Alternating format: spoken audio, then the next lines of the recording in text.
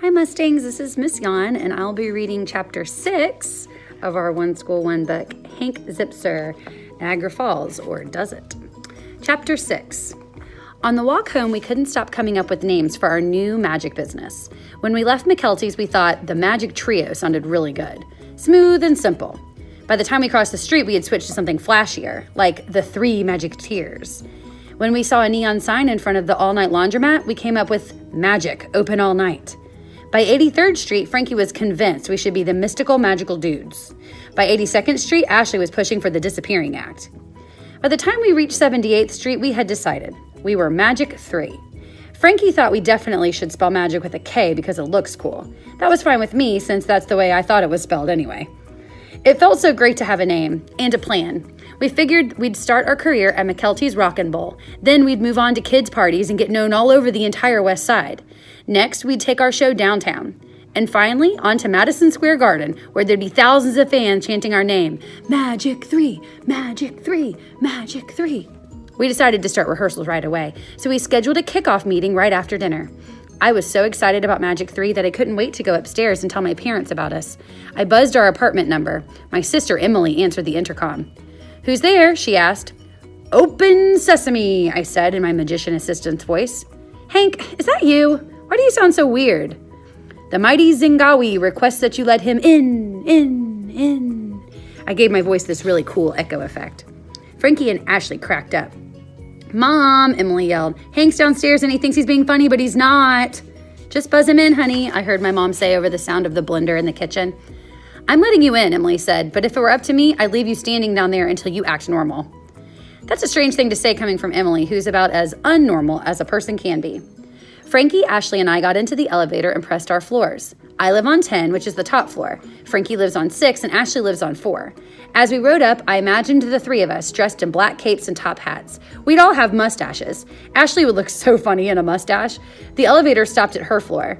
I pushed the door open and held it with my foot. We all put our hands out and placed them on top of one another's. "Magic 3 rules," we chanted. Ashley got out. Frankie and I headed for 6.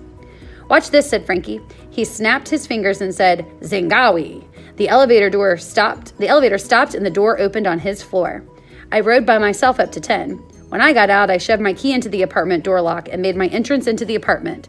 "Good evening, ladies and gentlemen of the Zipser family," I said with a sweep of my imaginary cape. "Welcome to the most astounding show you will ever behold, featuring the amazing talents of Magic 3. I am one of them." I took a bow. No one said a word. My dog Cheerio ran up to say hello. At least someone in the family appreciated me. I took another bow, a really deep one, a really long one. "I'm going to my room until dinner," Emily said. "This is too strange for me." My father was sitting in his boxers at the dining room table, working a crossword puzzle. He was wearing a pair of glasses on the top of his head. He does that sometimes, even though I'm pretty sure he doesn't have eyes up there. He looked at me like I was a short stranger. "You're late," he said. We were with Papa Pete at McKelty's. You should have called." "But I was with Papa Pete, not some stranger," I told him. "You have to learn to be responsible, Hank," he answered back. "Responsible? I'm a small business owner. How much more responsible can you get?" But I didn't tell my dad that. "I'm sorry, Dad," I said. "I'll call next time." My mother came in from the kitchen. I could tell she'd been cooking because her hair was pulled back with a headband. Her hair is blonde and curly, and when she wears it loose, bits of food she's cooking sometimes land in it. She's had all kinds of things in her hair. Flour, chunks of chocolate chip cookie dough. Once, she even found a lima bean. The hairband is her new discovery, and it's been working really well for her. Mom started to push my father's papers to the end of the dining room table. We eat at one end of the table, and his office is at the other. He does something with computers. I'm not sure what it is, but I know it's pretty boring. "How was your first day, my big 4th grader?" my mom asked, kissing me on the cheek. "Did you remember to bring home your assignment sheet?" "That would be a first," said Emily the Perfect. She came out of her bedroom carrying her iguana, Catherine, on her shoulder. Who names a lizard Catherine? Some people say that Emily and I look alike. Even though she's 15 months younger than me, we're almost the same size. We both have green eyes and dark hair that goes in a lot of different directions, like my dad's. But as far as I'm concerned, that's where the similarity ends. For one thing, I don't polish each fingernail a different color like Emily does. And for another, I don't have to use chapstick all the time because I lick my lips too much. And most important, I don't walk around with an iguana on my shoulder. My sister Emily calls herself a reptile person. I call her a creepy reptile person.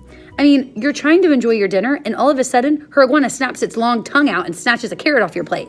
I mean, how can a guy digest? And my parents don't say anything, not a word. My mom went back to the kitchen and brought out some soup for dinner.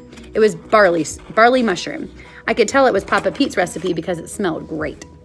She dished everyone up a big bowl, took off her headband and apron, and sat down at the table. Who wants to share their day? Mom asked. She says this every night at dinner. The great thing is that she really wants to hear all about your day. I let Emily start. Who do you think got appointed eraser monitor? She said. Me. And our teacher, Miss Springflower, said I have the neatest penmanship she's ever seen. And she was really impressed with my summer reading list. She said she's never met a not even third grader who could read a 329-page book. I think I'm her favorite, and it's only the first day. The only thought that came to my mind was, could you barf? The iguana's elastic tongue shot out for some soup. She missed, and her tongue made the soup splash high out of the bowl, hitting my father smack in the eye. Emily, take that thing and put it in your room, he said. Finally, he was reacting in a normal way. This so-called thing is an iguana, whose natural habitat is the Galapagos, Emily said. So can we FedEx it back home? I asked. My father chuckled. Stanley, said Mom, Catherine is a member of this family too. And what am I? Said my dad, a lowly fly on the wall? I love it when adults say things like that, things that sort of make sense, but don't really. Let's not spoil a nice dinner, said my mom. She turned her attention to me. I was crumbling a cracker into my soup. I like to float the pieces, watch them get soggy, and eat them just before they sink. Hank, said my mom, it's your turn. Let me hear about your day. Let's hear about your day. My teacher, Miss Adolph, is so strict, I began.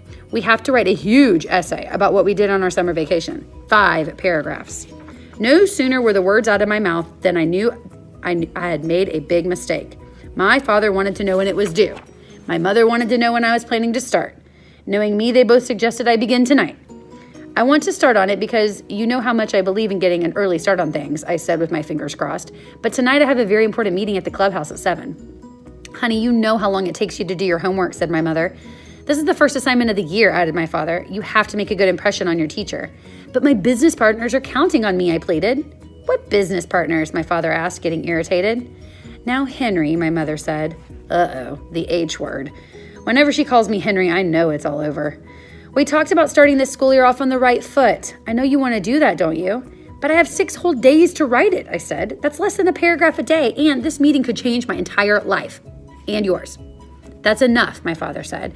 Right after dessert, you're going to march into your room, sit down at your desk, and start writing. I want 1 paragraph completed tonight. Just then Catherine flipped out her disgusting tongue and snapped up the last piece of cracker that I had been saving. This night was going nowhere fast.